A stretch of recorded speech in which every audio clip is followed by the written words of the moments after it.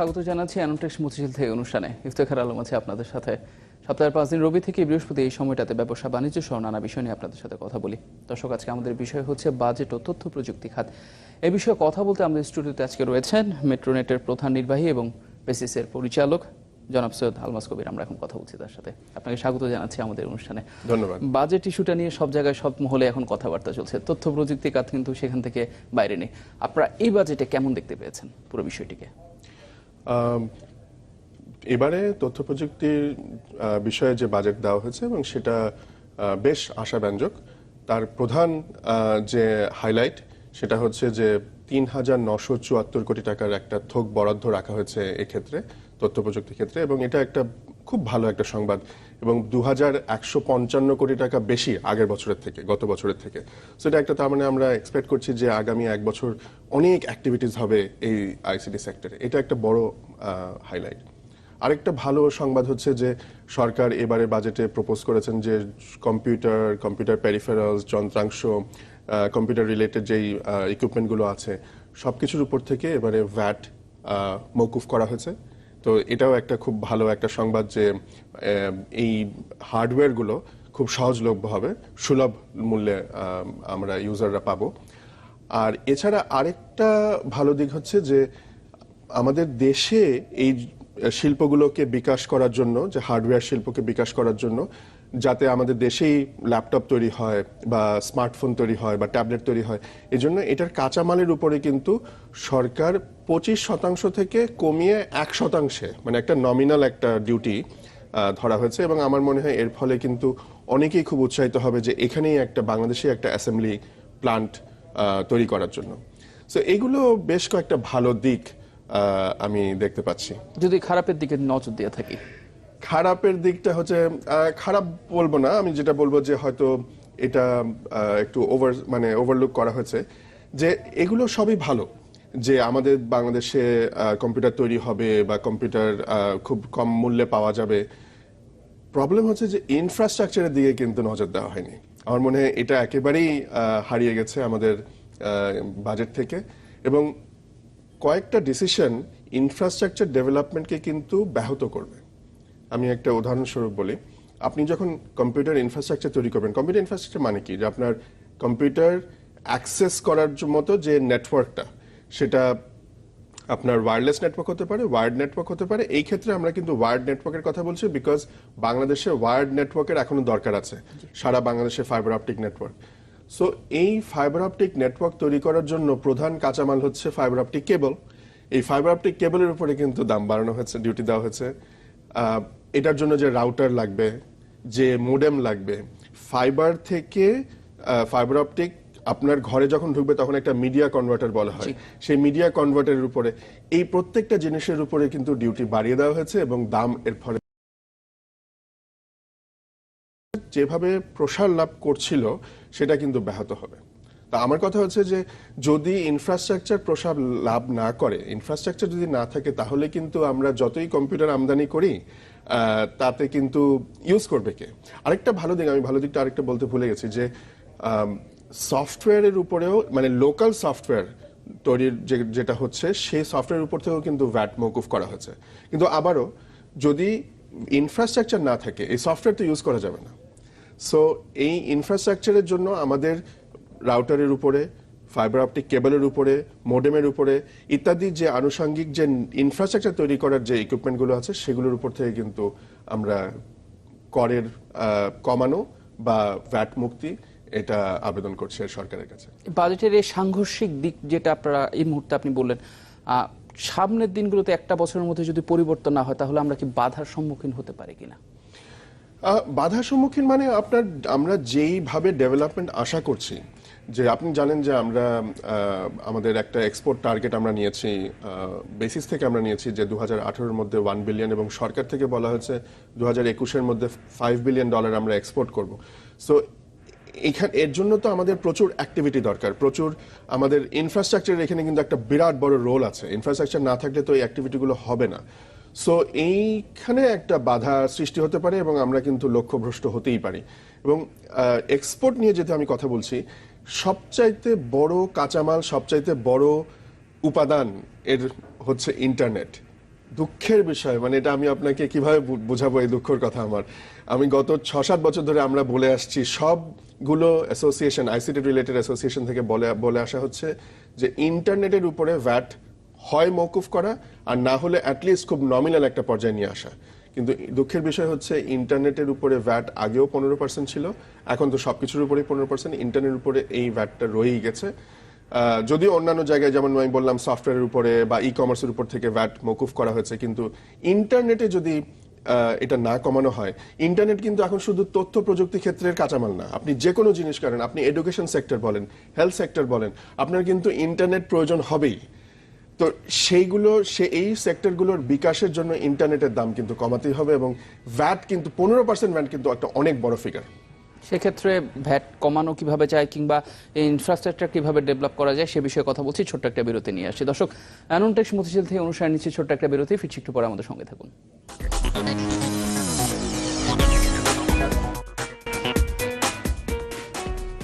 দর্শক, স্বাগত জানাচ্ছি আরেকবার অ্যানোনটেক্স মতিঝিল থেকে অনুষ্ঠানে। বিভিন্ন বিষয় নিয়ে কথা বলছিলাম, ভ্যাটের বিষয়টা কিন্তু বারবার চলে এসছে। আপনারা যারা বেসিসে আছেন কিংবা আপনার সংগঠনের সাথে জড়িত, ব্যবসার সাথে জড়িত, আপনারা কিন্তু চাচ্ছেন সেখান থেকে বেরিয়ে আসছে। বারবার অবকাঠামো নির্মাণের বিষয়ের কোথাও বলা হচ্ছে। আমরা ইন্টারনেটের প্রসারও দেখতে পাচ্ছি মোবাইলের মাধ্যমে সবচেয়ে বেশি। সেটা আমাদের জন্য খুব একটা সুখকর বিষয় কিনা? না, এটা মোবাইলের মাধ্যমে ইন্টারনেটের প্রসার এটা কিন্তু সারা বিশ্বেই, কেননা মোবাইলের মাধ্যমে ইন্টারনেট প্রসার তো খুব ইজিলি করা যায়, বিকজ এটা ওয়্যারলেস এবং সবার হাতে মোবাইল আছে। এখানে একটা ব্যাপার আছে যে এখানে আমার কাছে একটা জিনিস মনে হচ্ছে এবারের বাজেটে, যে স্মার্টফোনের আপনি যদি বাংলাদেশে অ্যাসেম্বলিং করতে চান, আপনি যদি পার্টস সিকেডি অবস্থায় নিয়ে আসেন, তাহলে কিন্তু আপনাকে এখান থেকে একটা ভালো রিবেট দেওয়া হয়েছে। 25% থেকে কমিয়ে মাত্র 1% নিয়ে আসা হয়েছে ডিউটিটা। কিন্তু অ্যাট দ্য সেম টাইম এটা আমি খুবই এটা আপলোড করি, আমি খুব অ্যাপ্রিসিয়েট করি এটা। কিন্তু অ্যাট দ্য সেম টাইম স্মার্টফোনের উপরে কিন্তু ডিউটি বাড়িয়ে দেওয়া হয়েছে। আমার মতে স্মার্টফোনের উপরে ডিউটি বাড়ানো মানে কিন্তু স্মার্টফোনের আমদানিকে নিরুৎসাহিত করা। আমাদের দেশে তো এখনই স্মার্টফোন তৈরি হয়ে যাচ্ছে না, বা এখনই তো এটা হবে, আস্তে আস্তে হবে, আরো 2 বছর 3 বছর লাগবে, বা মেবি 5 বছর লাগবে। তখন যদি সরকার এই প্রোটেকশনিজম অ্যাটিটিউডটা নিয়ে আসে, তখন মনে হয় বেটার। কিন্তু এখনই স্মার্টফোনের উপরে যদি ডিউটি বাড়িয়ে দেওয়া হয়, তাহলে কিন্তু স্মার্টফোনের ব্যবহারের উৎসাহের দিকে একটুখানি ভাটা পড়বে, এবং তার ফলে কিন্তু মোবাইল ইন্টারনেটের ইউজের উপরেও, প্রসারের উপরেও কিন্তু একটা বাধা আমি ফিল করতে পারছি। এবং শুধু মোবাইল ইন্টারনেট কেন, আমরা অ্যাপ নিয়ে অনেক কথা বলছি, সেই মোবাইল অ্যাপ ডেভেলপমেন্ট নিয়েও এটা নিয়েও কিন্তু একটা প্রবলেম ক্রিয়েট হতে পারে। সো আমার মনে হয় ওখানে একটা বাজেটে একটা সাংঘর্ষিক ব্যাপার আছে, যে এই মুহূর্তে স্মার্টফোনের উপরে ডিউটিটা বাড়ানো বোধহয় ঠিক হয়নি। হ্যাঁ, সেক্ষেত্রে দেশীয় কোম্পানি যারা এই মুহূর্তে কাজ করছে তারা সেক্ষেত্রে নিরুৎসাহিত হবে কিনা? না না, অবশ্যই না, কেননা দেশে স্মার্টফোন অ্যাসেম্বলিং করার জন্য কিন্তু ডিউটি অনেক কমিয়ে দেওয়া হচ্ছে, 25 থেকে 1% কমানো হচ্ছে, একটা ড্রাস্টিক কমানো হয়েছে। সুতরাং আমার মনে হয় এখন 1-2টা কোম্পানি করছে, আমার তো মনে হয় আরো অনেকগুলো কোম্পানি এখন উৎসাহিত হবে দেশে এটা তৈরি করার জন্য, এবং তারা কিন্তু বেশ ভালো কম্পিট করতে পারবে যে বিদেশি যে মনে করেন চাইনিজ যে অন্যান্য মোবাইলগুলো আছে তাদের থেকে একটা ভালো দামে দিতে পারবে যদি বাংলাদেশে তারা তৈরি করতে পারে। আমার মনে হয় না এখানে কোনো রকম নিরুৎসাহিত হওয়ার মতো কোনো কারণ আছে। অবকাঠামো উন্নয়নের ক্ষেত্রে ইন্টারনেটের কথা বলছেন, সেখানের মধ্যে ভ্যাট দেওয়ার যে বিষয়টুকু আছে আমরা জানি খুবই জরুরি। উপজেলা পর্যায় পর্যন্ত ছড়িয়ে দেওয়ার কথা সরকার থেকে বলা হচ্ছে, আপনারাও সেটা নিয়ে কাজ করতে যাচ্ছেন। আসলে কি আপনারা আমরা যদি বলে থাকি যে বাস্তবতার সাথে কথার যে পার্থক্যটুকু সেটা কি বড় হচ্ছে কিনা? না, উপজেলা পর্যন্ত এটা ছড়িয়ে যাবে, সরকার এটা নিয়ে কাজ করছেন। ইনফো সরকার 3 প্রজেক্ট নিয়ে কাজ হচ্ছে, ফেজ 3 যেটা, এবং সেখানে উপজেলা লেভেল পর্যন্ত এবং কিছু কিছু ইউনিয়ন লেভেল পর্যন্ত ফাইবার অপটিক অ্যাক্সেস থাকবে। এবং সেখান থেকে যেটা এখন কথা চলছে, যে সেখান থেকে কিভাবে আরো ছড়িয়ে দেওয়া যায়, সেটা হয়তো ফাইবার অপটিকের মাধ্যমে বা সরকারি উদ্যোগে হবে না, ওটা হয়তো প্রাইভেট উদ্যোগে হবে, যে লোকাল যে আইএসপি আছে তাদেরকে বলা হবে যে তোমাকে এই পর্যন্ত ইন্টারনেট দিয়ে দেওয়া হলো, তুমি এখন ঘরে ঘরে বা বিভিন্ন অফিসে পৌঁছে দাও। সো এই জিনিসটা কাজ চলছে, এটা নিয়ে কোনো আমি বেশ এটা নিয়ে আশাবাদী। কিন্তু একটা জিনিস নিয়ে আমি পয়েন্ট আউট করতে চাই, এবং দর্শকের কাছে এবং সরকারের, আপনাদের প্রোগ্রামের মাধ্যমে সরকারের কাছে বলতে চাই, যে আমি আবার অবকাঠামোতে ফিরে আসছি, ইনফ্রাস্ট্রাকচারের কাছে ফিরে আসছি, যে আমাদের এখানে ইনফ্রাস্ট্রাকচার তৈরির জন্য যা যা রিলেটেড মেটেরিয়াল দরকার সেগুলোর দাম তো কমাতেই হবে। ইন এডিশন টু সাইবার সিকিউরিটির উপরে নজর দেওয়ার জন্য ফায়ারওয়ালের উপর থেকে কিন্তু ডিউটি হয় একেবারে মৌকুফ করা অথবা একটা ড্রাস্টিক্যালি কমিয়ে নিয়ে আসতে হবে। তার প্রধান কারণ হচ্ছে আপনি খুব অবাক হবেন যে ফায়ারওয়াল যেটা আপনাকে ইনস্টল করতে হয় টু প্রোটেক্ট ইউর নেটওয়ার্ক, সেটার উপরে 61% ডিউটি, মানে সাব ডিউটি, সাপ্লিমেন্টারি ডিউটি ইত্যাদি সব মিলিয়ে 61% আপনাকে ট্যাক্স দিতে হচ্ছে। সো আপনি মানে একজন একটা কোম্পানি বা একটা ব্যাংক বা একটা যে কোনো অর্গানাইজেশন, সে তো নিরুৎসাহিত হবে যে আমার দরকার নেই। মানে আপনার বাড়িতে যদি গার্ড আপনি কখন রাখবেন, যখন গার্ডের বেতন সহনীয় হবে। আপনি গার্ডের বেতন যদি বিশাল কিছু হয়ে যায় আপনি তো গার্ড রাখবেন না, বা রাখলেও হয়তো একটা গার্ড রাখবেন। আপনি যদি একটা সহনীয় পর্যায়ে থাকে আপনি হয়তো প্রোটেক্ট করার জন্য 2টা বা 3টা গার্ড রাখবেন। সো এই জিনিসটা প্রবলেম হচ্ছে। সো এই অবকাঠামোর দিকে কিন্তু সরকারের নজরটা দিতে হবে, এবং আমি যা যা বললাম যে ইকুইপমেন্টগুলো এবং ইনক্লুডিং ফায়ারওয়াল। সাইবার সিকিউরিটি আপনি জানেন যে শুধু বাংলাদেশে না, সারা বিশ্বে একটা বিশাল একটা এখন একটা প্রবলেমের ব্যাপার। সো এইখানে কিন্তু ফায়ারওয়ালের উপরে আমাদের যে এত 61% ডিউটি, এটা কিন্তু মানে কমিয়ে নিয়ে আসতে হবে।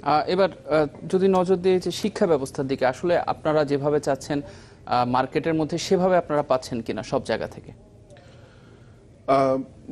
Unfortunately no.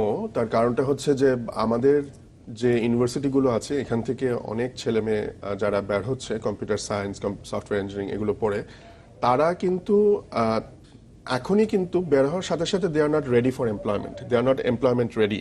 সো তাদেরকে এমপ্লয়মেন্ট রেডি করার জন্য সরকার কয়েকটা প্রজেক্ট হাতে নিয়েছেন। It's like a top up training আর কি। সো গ্রাজুয়েট হলো এবং তারপরে তারা 3 মাস বা 6 মাসের একটা ট্রেনিং করে তারপরে they become ready for employment. এই যে 3 মাস বা 6 মাসের যে গ্যাপটা, এটাকে কমিয়ে নিয়ে আসা যায় খুব ইজিলি যদি কারিকুলামের মধ্যে এই ট্রেনিং মেটেরিয়ালগুলো ইনক্লুড করে দেওয়া যায়। আপনার সাথে আমি কিছুক্ষণ আগে কথা বলছিলাম যে ভারতের যে এমসিএ বা BCA, master of computer application, bachelor of computer application, এই জাতীয় যদি কিছু একটা জিনিস ডিগ্রি বা কারিকুলাম যদি আমাদের ইউজিসি, আমাদের বাংলাদেশের ইউনিভার্সিটিগুলোতে ইমপ্লিমেন্ট করতে পারেন, আমার মনে হয় ছেলেমেয়েরা যখন বের হবে গ্রাজুয়েট হয়ে ব্যাচেলার্স ডিগ্রি করে, তখনই দে উইল বি রেডি, পরের দিন থেকে তারা রেডি হবে এমপ্লয়মেন্টের জন্য। এখন কিন্তু তারা রেডি না। এবং এই দক্ষ জনবল যতদিন না আমরা তৈরি করতে পারবো ততদিন কিন্তু আমাদের যে অভিষ্ট লক্ষ্য, যে আমাদের ওই $5 বিলিয়ন যে লক্ষ্য, এইগুলো তাহলে কিন্তু প্রবলেম হবে। এবং আমি আরেকটা জিনিস আশা করব যে এবারে যে প্রায় 4,000 কোটি টাকার একটা বরাদ্দ, এখানে একটা বড় অংশ এই দক্ষ জনবল তৈরির পেছনে যাতে খরচ করা হয়, এটা আমি একটা ভালো মানে রেকমেন্ড করতে চাই আর কি। ভবিষ্যতে পরিকল্পনা কি হতে পারে সে বিষয়ে কথা বলছি, ছোট্ট একটা বিরতি নিয়ে আসে। দর্শক, অ্যানোটেক্স মতিঝিল থেকে অনুষ্ঠানে নিচ্ছে আরো একটা বিরতি, আমাদের সঙ্গে থাকুন।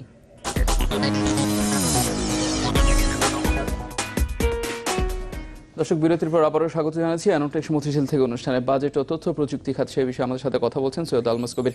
বিভিন্ন বিষয় নিয়ে কথা হচ্ছিল, বাজেটের মধ্যে কি কি আসছে না আসছে, ভ্যাটের কথাগুলো চলে এসছে, অবকাঠামো উন্নয়নের কথা চলে এসছে। এখন যে কথা বলতে আসছি সেটা হচ্ছে ভবিষ্যতের দিকে যদি তাকাই, আমরা কিন্তু বেশ বড় বড় লক্ষ্যমাত্রা আমরা নির্ধারণ করেছি। এই লক্ষ্যমাত্রাগুলো পূরণের জন্য বেশ কিছু বাধার কথা আপনি বলেছেন। এই বাধাগুলো ডিঙিয়ে আসলে এগিয়ে যাওয়ার জন্য কংক্রিট কি ডিসিশন নেওয়া দরকার বলে আপনি মনে করছেন? আমরা যে প্রথমেই যেটা আমরা কিছুক্ষণ আগে বলছিলাম যে সফটওয়্যার রপ্তানির ক্ষেত্রে আমাদের $5 বিলিয়ন, $1 বিলিয়ন 2018 এবং 2021-এর মধ্যে $5 বিলিয়ন, এইটাকে আমরা যদি সত্যিকারের ভাবে অ্যাচিভ করতে চাই, 2টা জিনিস দরকার। একটা মনে হচ্ছে দক্ষ জনবল তৈরি করা, এবং সেই কারণে আমাদের যে থোক বরাদ্দ আছে এখান থেকে একটা বড় অংশ এর পেছনে খরচ করা। 2 নম্বর হচ্ছে যে আমরা বেশ কিছুদিন ধরে বলে আসছি যে গার্মেন্টস রপ্তানিতে যারা এক্সপোর্ট করে তাদেরকে কিন্তু একটা প্রণোদনা, ক্যাশ ইনসেন্টিভ দেওয়া হয়, এবং সফটওয়্যারের ক্ষেত্রেও যাতে এটা দেওয়া হয়। যদি সফটওয়্যার যে কোম্পানিগুলো এক্সপোর্ট করে তাদেরকে যদি একটা ক্যাশ ইনসেন্টিভ দেওয়া হয়, আমরা 20%-এর কথা বলছি, 20% ক্যাশ ইনসেন্টিভ যদি দেওয়া হয়, আমার মনে হয় এই রপ্তানির যে আমাদের 5 বিলিয়ন লক্ষ্য, এটা আমরা শুধু অ্যাচিভই করবো না, আমরা হয়তো এটা ছাড়িয়েও যেতে পারি। এটা একটা জিনিস করা দরকার, ক্যাশ ইনসেন্টিভ ফর এক্সপোর্ট। আরেকটা হচ্ছে যে একটা জিনিস নিয়ে আমরা যখন হয়তো সরকারের সাথে কথা বলি, সরকার সবসময় বলে এবং সব অ্যাসোসিয়েশনই বলে এটার ডিউটি কমাও, ওটার ভ্যাট কমাও। আমরা কিন্তু আরেকটা জিনিস বলতে চাই, সেটা হচ্ছে যে ভ্যাট আপনি না বাড়িয়ে ভ্যাটের বা ট্যাক্স নেটটাকে আপনি বড় করেন। কিভাবে? আমাদের সাজেশন হচ্ছে যে ভ্যাট যে এখন দেওয়া হয়, এই ভ্যাটটা কিন্তু ম্যানুয়ালি দেওয়া হয়। এটাকে অটোমেটেড করা হোক, কম্পিউটারাইজড করা হোক, এনবিআর থেকে কিছু সিলেক্টেড সফটওয়্যারকে এন্ডোর্স করে দেওয়া হোক যে এই 20টা 25টা 50টা সফটওয়্যার তারা এন্ডোর্সড সার্টিফাইড, এবং এই সফটওয়্যারের মাধ্যমে যেই চালানগুলো তৈরি হবে বা যেই বিলগুলো তৈরি হবে সেইখান থেকে অটোমেটিক আপনার অনলাইন ভ্যাটে যাতে চলে আসবে। সো এই ডিজিটাইজেশন, যদি ভ্যাটের যে ডিজিটাইজেশনটা এটা যদি করা হয়, তাহলে কিন্তু সরকারের রাজস্ব আদায়ের জন্য ভ্যাট ইনক্রিজ করার দরকার নেই। তখন কিন্তু এখন ধরুন 100 জন ভ্যাট দেয়, তখন কিন্তু অটোমেটিক্যালি 200, 250, 300 জন ভ্যাট দিবে। তখন কিন্তু মানে রাজস্ব বাড়বে এবং মানে ভ্যাটের রেট না বাড়িয়েই। সো এই আমি সাজেস্ট করতে চাই। এছাড়া আরেকটা জিনিস হচ্ছে যে আমাদের ভ্যাটের পেছনে যে মানে বিভিন্ন যে সেক্টরে যে ভ্যাটের দেওয়া হয়েছে, যে ভ্যাট মৌকুফ করা হয়েছে, ই কমার্সের জন্য ভ্যাট মৌকুফ করা হয়েছে, কম্পিউটার পেরিফেরাল উপর যে করা হয়েছে, আমাদের 2024 সাল পর্যন্ত আইসিটি কোম্পানিগুলোর উপরে 8টা খাতে বিভিন্ন কোম্পানির উপরে কিন্তু ইনকাম ট্যাক্সের একটা কর মৌকুফ করা, ট্যাক্স হলিডে দেওয়া হয়েছে 2024 পর্যন্ত। এই জিনিসগুলো শুনতে ভালো লাগে, কিন্তু যখন অ্যাকচুয়ালি আমরা রিয়েল লাইফে দেখি তখন কিন্তু এই যে ভ্যাট এক্সামশন লেটার বা IT income tax exemption letter, এইটা বের করা একটা ভেরি বিগ হ্যাসল। সো এইটার ব্যাপারেও মানে এইটা যদি সরকার এই প্রসেসটাকে একটু ইজিয়ার ডাক করেন, তাহলে কিন্তু এই সুবিধাগুলো যে ওটা দিলেন, এইটা কিন্তু অ্যাডভান্টেজ কেউ নিতে পারবে না। সো এই ভ্যাট এক্সামশন লেটার বা ট্যাক্স এক্সামশন লেটারটা, সার্টিফিকেটটা রাদার, সেটা এনবিআর থেকে যে দেওয়া হবে, এইটার প্রসেসটাকে একটুখানি ইজিয়ার করা। সো এই আরেকটা জিনিস আমি বলতে ভুলে গেছিলাম, সেটা হচ্ছে যে আমরা আরেকটা জিনিস বলে আসছি বেশ কিছুদিন ধরে, যে গার্মেন্টস শিল্পে কিন্তু বাড়ি ভাড়ার উপরে 9% ভ্যাট দিতে হয় না। আপনি জানেন যে বাড়ি ভাড়ার উপরে একটা 9% ভ্যাট আছে। গার্মেন্টস সেক্টর এটা থেকে, এটার আওতামুক্ত, তার কারণ গার্মেন্টস সেক্টরকে বলা হয় এটা একটা কর্মসংস্থানের একটা সেক্টর। আইটিও কিন্তু একটা কর্মসংস্থান যোগানোর একটা সেক্টর। আইটির ক্ষেত্রে আমরা বলে আসছি যে এই বাড়ি ভাড়ার উপরে 9% ভ্যাট এটা মৌকুফ করা হোক। এটা নিয়েও সরকার আসলে এখনো কিছু আমাদেরকে জানাননি। সো এটাও আমি আবেদন করছি যে সরকারের কাছে, যে এই 9% যে ভ্যাট বাড়ি ভাড়ার উপরে, এটা যাতে মৌকুফ করা হয়। বিকজ এখানে অনেক ছোটখাটো কোম্পানি আছে, তারা কিন্তু 9% ভ্যাট বাড়ি ভাড়া দিয়ে তারা কিন্তু সাস্টেন করতে পারে না। এবং এইবারের বাজেটে আরেকটা বলা আছে 2024 পর্যন্ত যে 8টা খাতে উপরে করমুক্ত করা হয়েছে, তার মধ্যে একটা খাত কিন্তু মেডিকেল ট্রান্সক্রিপশন, অর্থাৎ বিপিও ইন্ডাস্ট্রির প্রতি কিন্তু নজর দেওয়া হয়েছে। এর জন্য সরকারকে অনেক ধন্যবাদ। বিপিও ইন্ডাস্ট্রিতে কিন্তু অনেক বড় জায়গা লাগে, বিকজ এখানে কিন্তু কল সেন্টার বা ইত্যাদির জন্য হয়তো 100, 200, 300 জন মানুষের একটা জায়গা লাগে। সো এত বড় ফ্লোর এরিয়াতে যখন 9% আবার ভ্যাট দিতে হয় বাড়ি ভাড়া, তখন অনেক কিন্তু খরচ বেড়ে যায়। সো এটা আমি একটু সরকারের প্রতি আহ্বান জানাচ্ছি যে এর দিকে একটু নজর দেওয়ার জন্য। সৈয়দ আলমাস কবির, আপনাকে অসংখ্য ধন্যবাদ আমাদের অনুষ্ঠানে আসার জন্য। আমরা আশা করছি যে সুদিনের কথা বলছেন, বাংলাদেশের তথ্য প্রযুক্তি খাতকে নিয়ে বাংলাদেশে এগিয়ে যাওয়ার, আমরা আশা করছি সামনে সেই সুদিন দেখতে পাবে বাংলাদেশ। আপনাকে অসংখ্য ধন্যবাদ। আপনাদের ধন্যবাদ। দর্শক, অ্যাননটেক্স মতিঝিল থেকে অনুষ্ঠান আজকে এই পর্যন্তই। আগামী পর্বে নতুন কোনো বিষয় নিয়ে কথা হবে। ততক্ষণ পর্যন্ত চ্যানেল 24 এর সাথে থাকুন।